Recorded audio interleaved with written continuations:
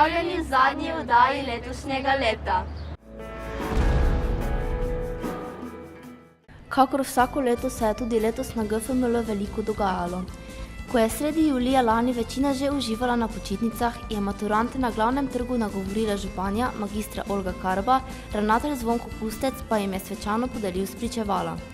Proti koncu poletja pa se je nova generacija maturantov odpravila na maturantski izlet, kjer so uživali na morju in tako zamudili krst prvih letnikov, ki je potekal 5. septembra. Naši fazančki so končno postali polnopravni člani gimnazije. Že drugi vikend v septembru pa je naša šola gostila dijake iz Stuttgarta na debatni izmenjavi, ki so tukaj kar pogoste. Pod okriljem projekta Mladi za samozavest v Evropi so naši dijaki potovali na Dansko, čez nekaj dni pa so se v Španiji udeležili projekta AIS 2012. Oktobra so se vzgojiteljice odpravile na obalo, saj je na srednji gostinski in turistični šoli Izola potekala vzgojiteljada. Naša šola se vedno rada pohvali tudi z odličnim pevskim zborom, ki je nastopil tudi na 4. prazniku partizanske pesmi, kulturno pa so bili obarvani tudi Miklošičevi dnevi, ki so skozi leta postali že tradicionalni.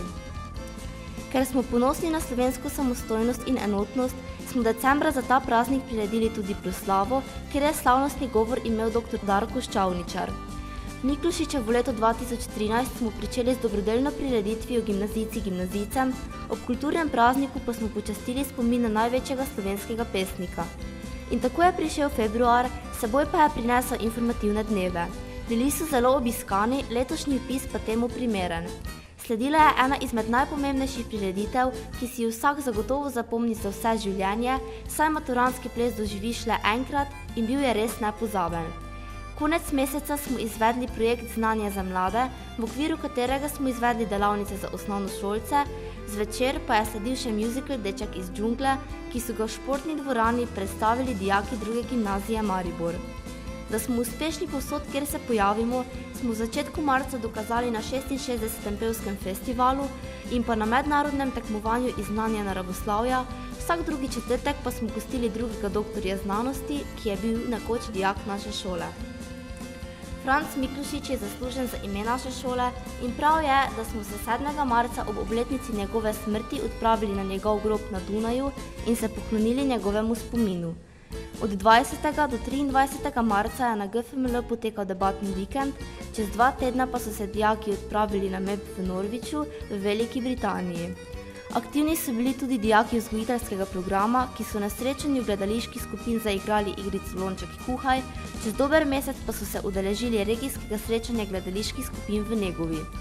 Manjkali nismo niti na prireditvi Prleški večer, v maju smo uradno zaključili tekmovanje Pot v prihodnost, zaključevali pa so tudi maturanti, ki so se svojo četvorko in fričkanjem poslovili od šole. Poskrbljeno je bilo tudi za otroke, ki so jih vzgojitelji zabavali s svojo prireditvijo Pisani tobogan. Junija, ko smo se že vsi naveličali dolgočasnega pouka, se je 2A odpravil na mednarodno izmenjavo na Dunaj, kjer so spoznali, kako poteka pouk in življenje tam. Za uspešen zaključek smo uživali na kulturnem maratonu, v ponedeljek pa smo imeli proslavo ob dnevu državnosti, nato pa smo prejeli spričevala ter zakorakali v počitnice. V Ljutomeru in na gimnaziji Franca Miklošiča letos obeležujemo poseben jubilej, 200. obletnico Miklošičevega rojstva in 50. obletnico gimnazije. Ob tej priložnosti se v Ljutomeru in okolici dogaja marsikaj. Krajevni praznik, ki je letos potekal ob obeležitvi 200. obletnice Miklošičevega rojstva, je lokalna skupnost Železne dveri pričela v soboto 8. junija že na vse zgodaj s tradicionalnim pohodom z Miklošičevega trga v Ljutomeru proti njegovi rojstni hiši v Radomerščaku, kjer je potekala tudi osrednja slovesnost. Številne zbrane sta v nagovoru pozdravila predsednik krajevne skupnosti Železne dveri Marjan Pihlar in ljutomerska županja Olga Karba. Slovesnosti se je udeležil tudi rektor Univerze v Mariboru Danijel Rebolj. Naš profesor in tudi osrednji slavnostni govornik Miran Puconja je v svojem govoru Miklošičevo delo označil za epohalno in poudaril njegovo izjemno vlogo jezikoslovca in politika ne samo na slovenskem ozemlju, ampak tudi v celotni takratni monarhiji. Je prvi med prvimi. Dobrovski, Šafažik, Miklošič in naš sosed, Varaždinec Vastoslav Jagič To je četverozvezdje na evropskem filološkem nebu 19. stoletja. Ampak Miklošič je tu tisti, ki je prvi med prvimi, ker rešuje jezikoslovne probleme na način, kot jih ni noben pred njim in noben za njim. Poudaril je še Miklošičevo pomembno vlogo na takratnem političnem področju. Avstrijska politika je v tistem času bolj potrebovala Miklošiča, kot je Miklošič potreboval njo. V sklopu letošnjega Miklošičevega leta je bila to ena od številnih prireditev in počastitev. Osrednja slovesnost bo pod okriljem občine Ljutomer potekala novembra.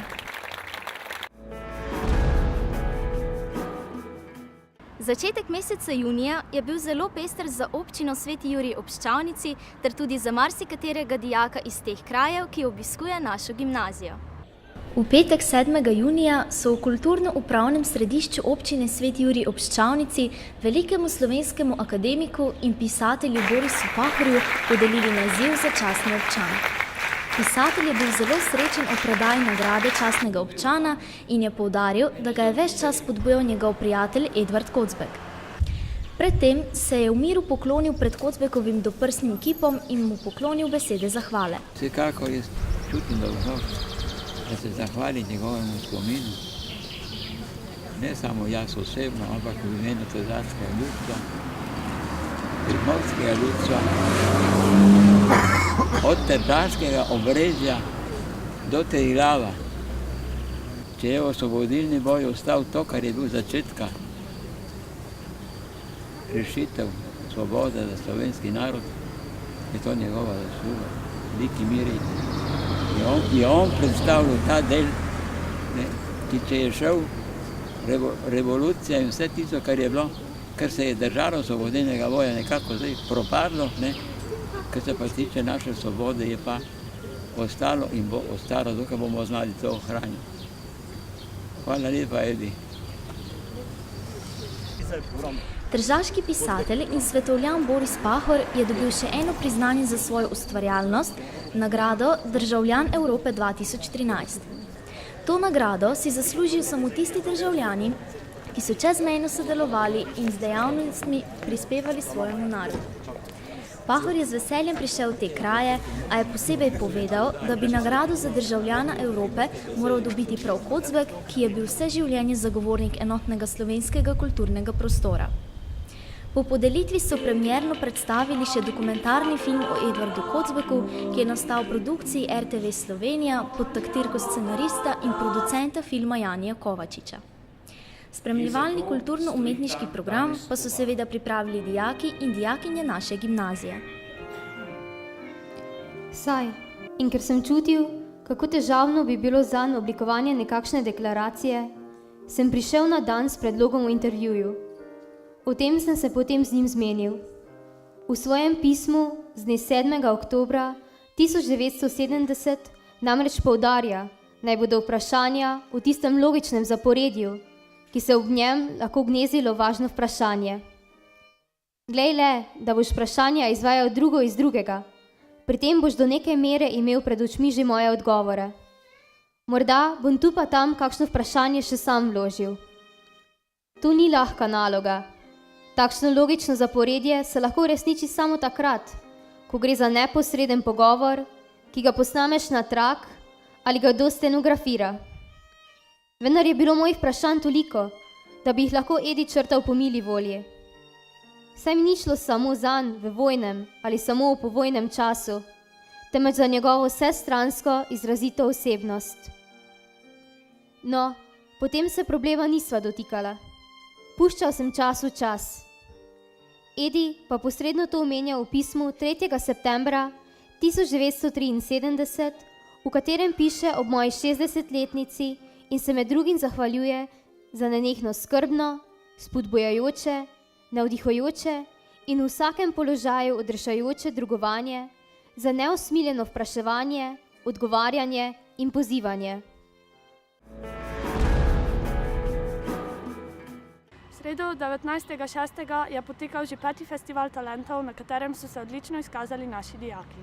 V sredo 19.6. je v Črnčevci potekal že 5. festival talentov. Nastopale so osnovne in srednje šole iz Pomurja in vsaka je imela možnost, da se dijaki ali tudi profesori predstavijo s točkami, v kateri so najboljši. Tako smo videli šole iz pomurske regije, vse Prešernove šole iz Slovenije ter seveda domačo osnovno šolo. Nastopilo je okrog 200 dijakov in osnovnošolcev, ki so pokazali svoje skrite talente. Ni pa smela manjkati niti GFML. Nastopil je naš zbor pod vodstvom profesorice Tatjane Rozmarič-Poštrak in profesorja Danijela Berdena. Svoj talent sta pokazali tudi dijakinji 2. VA razreda Urška Votek in Sandra Škrinjar. Ob spremljavi kitare sta zaigrali in zapeli znano pesem zasedbe Čuki Ljubi me ljubi. Nastopila je tudi naša skupina z orfovimi inštrumenti pod vodstvom profesorice Mojce Vizjak in profesorja Danijela Berdena. In prav gotovo so se naši talenti zelo dobro odrezali. Ves dan si je bilo mogoče ogledati tudi razstave in predstavitve srednjih in osnovnih šol. Prav gotovo je to vrstna prireditev dobra priložnost za druženje in spoznavanje novih prijateljev. Zadnji dan šolskega leta je dan pred dnevom državnosti, ki ga na GFML še posebej obeležimo. 24. junij je letos zadnji šolski dan in hkrati dan pred pomembnim državnim praznikom, zato smo na šoli pripravili že tradicionalno proslavo ob dnevu državnosti. Dijaki in profesorji smo se zbrali v dvorani Šica in spremljali pester kulturno-umetniški program, ki so ga kot zmeraj pripravili naši talentirani dijaki. Po uvodnem pozdravnem nagovoru ravnatelja Zvonka Kusteca nas je pozdravila še letošnja osrednja slavnostna gostja, odlična športnica Mina Markovič, prva Slovenka, ki je 2-krat zapored postala skupna zmagovalka svetovnega pokala v težavnosti in v kombinaciji disciplin prostega plezanja. V minulem letu je prejela tudi najvišje državno priznanje v športu, Bloudkovo nagrado.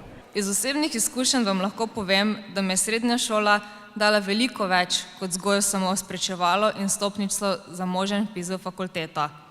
Naučila me je prenašanja znanj, kot so razne trditve in zakoni, v prakso in v vsak dan. Hkrati pa sem še vedno imela čas, ki sem ga potrebovala za druženje s prijatelji in svojo največjo strast, šport. No, in če vas zanima, kako mi je uspelo, oziroma iščete morda kakšen recept zase, da bi uspelo tudi vam lahko tokrat zaupam, da je odgovor na srečo popolnoma enostaven. Predanost, strast in vztrajnost.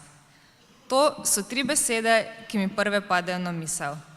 Predvsem pa bi rada poudarila, da karkoli v življenju se odločite početi, počnite to zato, ker vam je všeč. Ker vam predstavlja užitek in nagrado, ter ker se s tem radi ukvarjate. Mislim, da je to edini zanesljiv recept, da vam resnično uspe, kar ti vse, kar počnemo z srcem in predanostjo, je lažje. No, in če takole nadaljujem. Velikokrat me vprašajo, kako je preplezati 20-30 metrsko previsno in zelo zahtevno steno. Ali pa morda tole vašo, ki stoji tukaj ob strani. No, in naj se na tem mestu sprosodim znan pregovor. Čisto lahko ali nemogoče. Zame, ki mi plezanje predstavlja vsakodnevno nagrado, lahko otročje lahko, za koga drugega preprosto neizvedljivo. Vendar nekdo drug ima nek svoj interes, svojo profesionalnost na področju, ki ga zanima. Tako recimo tudi meni pod pravilo avta, vse kar je več od tankanja bencina in recimo peljanje avta na redni servis, predstavlja čisto Ameriko. In priznam, da tudi če bi se to želela naučiti, bi potrebovala bistveno več časa. Ampak kaj želim poudariti je, da z voljo in interesom lahko uspe vsakemu in v to sem prepričana. No, in ker če imaš nekaj rad, potem je vse lažje. Zato vam resnično priporočam, da sicer nekateri, ki ste tukaj med nagrajenci in ostali ste si že izbrali študij, ampak da resnično razmislite o svojih interesih in kaj želite v življenju početi. In naj vas pri tem vodi notranji interes in izziv. Na proslavi smo podelili tudi šolska priznanja najboljšim dijakom in kot vsako leto tudi tokrat teh ni bilo malo. Najrazred šolskega leta 2012-2013 je 2. VA razred.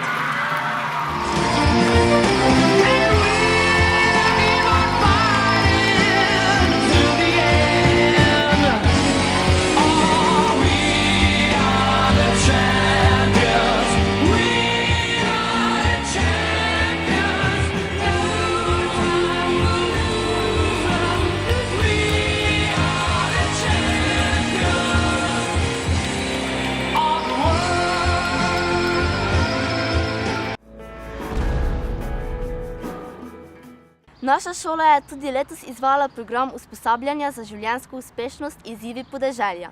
Program je z veseljem obiskovalo 13 udeleženk.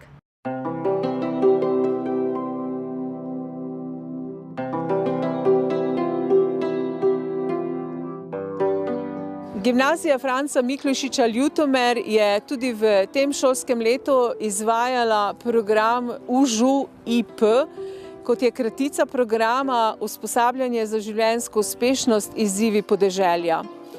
Z 13 udeleženkami smo začeli s programom v začetku marca. 2 med njimi sta se nam v času poteka programa zaposlili in z 11 udeleženkami danes s programom zaključujemo. Kaj smo počeli, kako smo se počutili v programu, vse to pa je najboljše, da povedo udeleženke programa same. Sem Slavica, prihajam iz Ljutomera. V program sem se vključila, zato ker me zanimajo nove izkušnje, novi podatki. Izvedeli smo marsikaj o vrtnarjenju, nekaj praktičnih nasvetov. Sem Milena. Bilo je zabavno, poučno, dosti smo se naučile glede mrčesa, kako ga lahko odpraviš brez škropiv. Tudi dosti si lahko pomagamo z domačimi čistile, ni treba vse kupiti. Sem Klavdija, prihajam iz Ljutomera. Delavnica se mi je zdela zelo všeč. Veliko sem se naučila in tega sem zelo mlada in da mi to zelo prav prišlo v vse življenje. Tudi veliko smo se o samopodobi v družini in tem pogovarjali. Sem Slavica. Izobraževanja sem se udeležila z veseljem. Z veseljem sem tudi hodila na vse te ure izobraževanja. Bilo je zelo poučno. Veliko smo se naučili res o samopodobi, tudi o učenju, pomoči pri učenju, ki mi je prišlo zelo prav. O vrtnarjenju, različnih temah, bilo je čudovito. Čudovito je bilo tudi to, da spoznaš nove prijatelje. Res je bilo lepo. Sem Marija, prihajam iz Mota. Izobraževanja sem se udeležila z zelo velikim veseljem. Sem Nada, prihajam iz Vidanovec. Sem se udeležila tega delavnic z veseljem. Spoznala sem novih prijateljic mnogo. Bilo je zelo poučno. Sem Sonja, prihajam iz Ljutomera. Ta program mi je zelo bil všeč, ker je bil zelo poučen, kar se večkrat niti ne zavedamo, kaj šele ko vse v življenju se naučimo oziroma zazvemo. V najlepšem spominu mi je ostal dan, ko smo šli z vlakom na Ptuj. Tam smo tudi videli veliko razstavo, ki je bila res nepozabna. Ime mi je Cvetka, prihajam iz Morač pri Mali Nedeli. Najbolj mi je bilo všeč od vrtnarska dela, zdravilne rastline in žališč. Spoznala sem nove prijatelje in mnogo sem se naučila drugih stvari. Moje ime je Romana, prihajam iz Ljutomera in moram reči, da sem sprva bila zelo skeptična glede tega izobraževanja, ker pač nisem vedela, kaj mi bo prineslo. Danes sem tukaj in sem zelo zadovoljna. Naučila sem se veliko življenjsko pomembnih stvari, kako premagati stres, kako se učiti, kako o pravicah, pa tudi o dolžnosti, o ustavi, ustvariti permakulturni vrt. Predvsem pa sem v tej skupini našla svojo samopodobo sebe in upanje ter moč, ter tudi spodbudo za nadaljnje izobraževanje. To, kar so povedali, me pravzaprav zelo veseli, ker sem pravzaprav dobila potrditev, da sem jim dala veliko koristnih vsebin za življenje in da ne izgubijo upanja, kljub temu, da težko najdejo zaposlitev. Program Izzivi podeželja je v obsegu 120 ur in vse te ure smo bili z udeleženkami ves čas v polnem teku. In danes, ko imamo zaključno srečanje, smo se zbrali pri Šalamunovih v Banovcih in sicer zato, ker je danes naše obeležje pa teden vseživljenjskega učenja. In zaključili smo to naše druženje pravzaprav z tem, da se čim več seznanimo s čebelarjenjem in s pridobivanjem medu. Res sem vesela, da smo program zelo uspešno zaključili. To, kar potrjuje tudi zadovoljstvo vseh udeleženk. Mi gremo zdaj na počitnice, vidimo pa se že avgusta.